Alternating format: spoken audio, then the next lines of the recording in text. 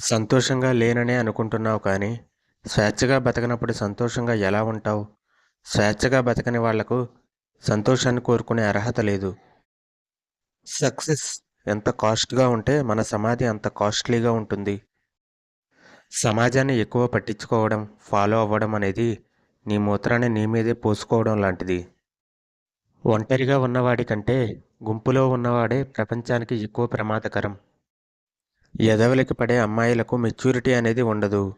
Maturity ఉన్న అమ్మాయిలు అవసరానికి వాడుకుని వదిలేస్తారు. ఎలాన్ మస్క్ మార్స్ పైకి తీసుకెళ్తుంటే, మా దేవుడు మా మతం ఇక్కడే ఉందిరా అవులే అనే రకం ఈ సమాజం. జీవితంలో ముందుకెళ్తున్న కొద్దీ ఎందరినో వదిలేయాల్సి వస్తుంది. ఒకవేళ నువ్వు వాళ్ళని వదలకపోతే వాళ్లే నిన్ను వదిలేస్తారు. తెలివిలేని దద్దమ్మలే డిప్రెషన్లోకి వెళ్తారు. ఎందుకంటే వాళ్ళకి జీవితం సరిగ్గా అర్థం కాదు.